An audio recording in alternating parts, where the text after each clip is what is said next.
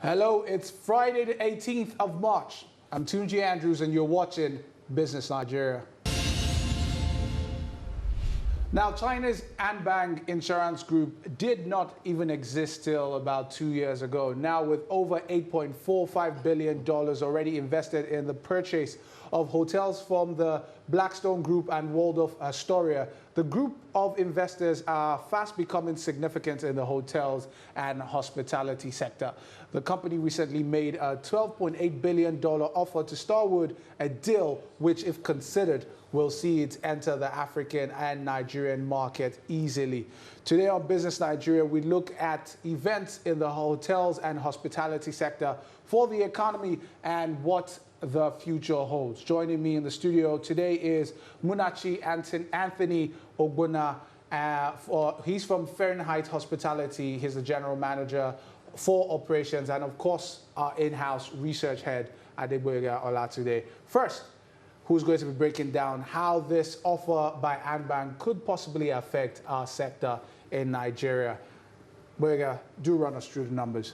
Okay, Tunji, as stated earlier, Anbang didn't exist 2 years ago, but surprisingly, they've been fairly aggressive in mopping up U.S. hotel hospitality assets. They bought the Waldorf Astoria, which was a landmark deal in the fact that it was the highest price, $1.95 billion, that was paid for a hotel in the U.S. They also recently bought the Stargate Hospitality Group from Balckstone. Balckstone initially purchased it for about $3.94 billion in cash and an extra $2 billion in debt, and they bought it for about $6.5 billion. Now, of recent, we now saw them actually take interest in the Starwood deal. Initially, they had signified some sort of interest in the Starwood deal, but now we've seen an offer with cash on the table. Now, basically, to run us through the deal, what we've decided to do is just basically show how far Anbang has come in terms of property acquisition. They currently have 17 hotels. One is the Waldorf Astoria, 16 from buying the Stargate Group. They basically have about 9,000 rooms. They currently do not have any presence whatsoever in Africa.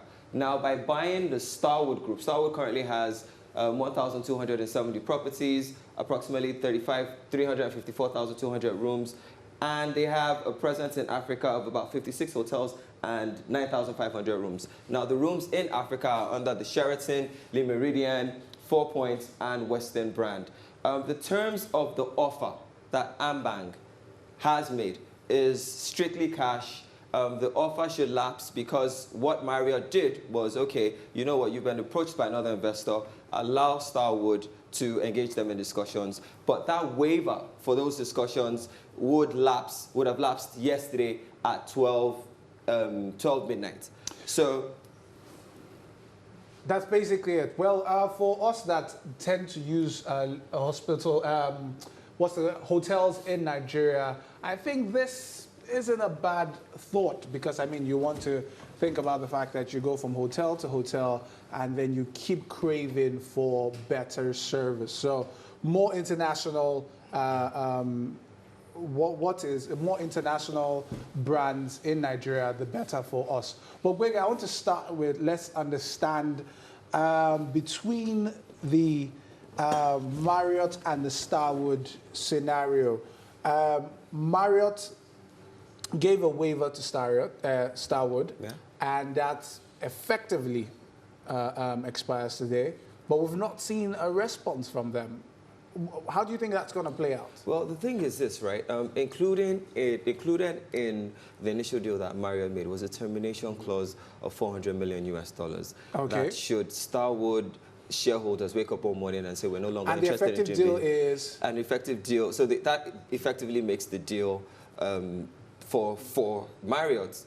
They're just looking for an extra 200 to match the Starwood. Extra 200 million. So basically, if they were going to pay up, it's 600 million, right? No, if they were going to pay up, what would ultimately happen is if Starwood terminates that transaction, Starwood would have to pay Marriott 400 million, and Marriott would walk away. No issues raised. Now, if Marriott is still insistent on going on with the deal, now if you include the cash offer made, which is 12.2 billion, 400 million termination clause, and the 12.8 that Anbang offered, that basically means that Marriott is just looking for 200 million to match that offer. Now I get it. But as you said earlier, that waiver for that discussion ends today? Let's bring in Anthony into this discussion. Now, I'm thinking, you're with Fahrenheit, and we're seeing this aggressive hotel play all across the world. Anbang is looking to take over this, and before even Anbang was speaking to was it Marriott now? We've been seeing the tussle between Marriott and Starwood. They are trying to aggressively acquire franchises from across the world. How does it affect local players like Fahrenheit? I mean, seeing the fact that you're trying to expand, you have a few marquee hotels here and there, and looking to expand also. Does it affect your own business in Nigeria? Thank you. I think it does, and then it doesn't. I would say it's two-dimensional. And that's purely because in terms of competition, they come with a lot of international experience, and that, of course, would look to impact so much on customer service delivery. On the other hand, what Fahrenheit does, our niche is boutique hotels. And most of these boutique hotels don't fall under the room counts that these larger hotels would want to go for. So in a way, we're a bit secure in our niche market. I think the challenge would be that with them coming into Africa and West African sub-region, it would be a lot more difficult to compete because of the larger room count. Most corporations that go for hotels want a situation where they can take 100 rooms, 200 rooms. So they tend to swallow up the smaller boutique hotels. Yeah. But for personalized experiences, which the average Nigerian and business travelers look for, I think the boutique hotel has kind of carved this niche. Isn't that what we've seen in Nigeria a lot? We have probably thousands and thousands of standalone hotels, one hotel in one property. It doesn't have any other branches anywhere else in Nigeria or Lagos as it is. I'm thinking, isn't the consolidation of them better as against just having so many standalone hotels? I think that would make a lot of sense. But you see, the challenge is most of these standalone hotels are usually driven by personal ambition of owners who want to have a hotel. So some of the times it's not tailored to fit the hospitality industry. So asking all of them to come together under a unified system to match this wouldn't work, because a hotel experience in Nigeria is, for me, still developing. There's still so much more to do. If you want to build a hotel and you look for a builder who builds residential homes, the finishing and the outcome and the service and the experience you get is entirely different. So these standalone hotels still give you a different feel, a different experience. The difference with what we do and these standalone hotels is we are creating a different style of delivery. We're selling an experience. It's not just about bed and breakfast and you sleep. It's undulating experience from your reception to your lobby to your restaurant to the rooftop. You know, so the dynamics are different. We cannot remove the fact that all the standalone hotels coming together would be a very good incentive or idea to forestall invasion from international properties. But at the same time, you have to defeat the aim, because you have to look at a lot of refurbishment so that there's a kind of signature if they all come together. So, and that's the capital investment as well. And there will be, the basic branding will have to change. Exactly. But Boyega, I need to ask this. Anbang looking at Starwood. Starwood having representation in Africa. Do you think that was one of the reasons why, or probably is one of the reasons why Anbang is looking at Starwood? No, actually no. Because if you look at the size of the African portfolio of Starwood, it's just about 95 properties. Now, Starwood, as a hotel group, has about 1,300 properties. So what is Anbang looking at? Anbang is actually looking at diversifying its income streams into U.S. assets. Now, one of the considerations and one of the challenges that they've had with diversifying into U.S. assets is all takeovers of U.S. assets have to be approved by the Committee for Foreign Investments in the U.S. Now, one of the challenges raised, or the issues raised when they were buying the Waldorf Astoria, was the fact that the president, whenever he's in New York, stays in the Waldorf Astoria. Now, do you want a Chinese, for security concerns, do you want the American president staying in a Chinese-owned hotel? One of the properties they intend to take over in the Starwood group is directly opposite the U.S. Treasury building. So that was also a concern raised, that you have a group that is expanding aggressively in hospitality space in the U.S., but does it present a security concern? It's quite interesting you said that about the U.S. president, since Fahrenheit might want to expand its hotels across the world since our president.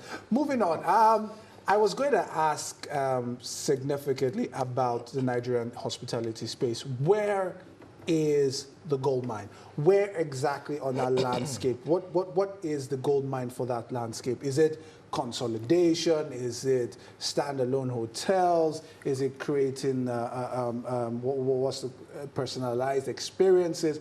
What is the gold mine? Because I'm looking at it and I'm seeing 170 million Nigerians.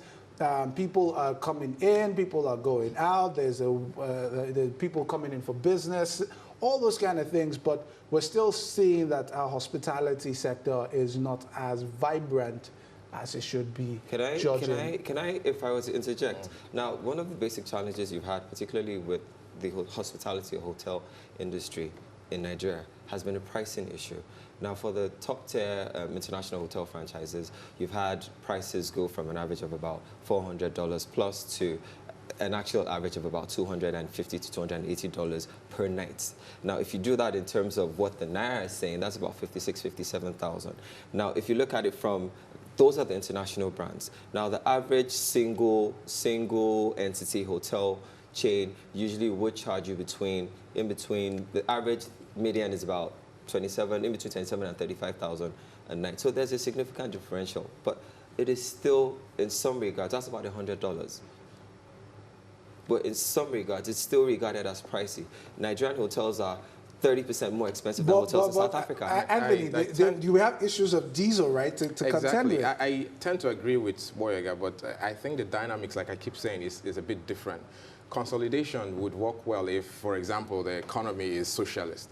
In a capitalist economy, you're asking the individuals who have invested a lot in terms of real estate to consolidate their property because of a look and feel. Not everybody buys into the ideology. So I think, yes, pricing is a challenge because with pricing, your value in terms of your services drops. Yeah. So people are not really interested in what service they offer. They're interested in return on investment. So the dynamics of having to consolidate to make it viable as a hospitality sector in the industry would come from educating individuals, more or less. Because taking that step, many people, personally, I would look at how much am I getting to do this. But the big picture is, are we making our industry viable enough in the market? I noticed that you sidestepped that question. Boyega helped you. I'm still going to ask again, where is the gold mine in the hospitality sector? Maybe that's probably your business strategy and you're trying to keep it close to your chest, but we're going to ask again, where is the gold mine in the hospitality sector? I would say, to be honest, with the current climb and the policy, I think it's in consolidation. I wouldn't say personalized services because most hotels can do that if they really set their minds to it. If we pull together resources, first of all, you increase your room count. If you do that, your average room rate becomes commendable. So it's able to buffer whenever there is inflation. So if there is a good policy, just like when banks strategize and came together. Yeah. If we can do that in the hospitality industry, we have a singular focus, a singular drive, and then we pull resources together. I think that is where a lot of hotels that are standalone can be able to break even. Fantastic. Boyega, you and I might have to consolidate on our houses for a hotel. Thanks, guys, for coming, for your time being with us on the show. I have been speaking with MUNACHI and Anthony OGBONNA, Fahrenheit Hospitality General Manager for Operations, and our own in-house research head, ADEGBOYEGA OLATUNDE, who I will be joining forces with to start our own hotel. Keep watching Business Nigeria as we bring you the best in analysis and insight into several businesses and the economy as a whole. I am TUNJI Andrews from the team, and I keep doing Business Nigeria.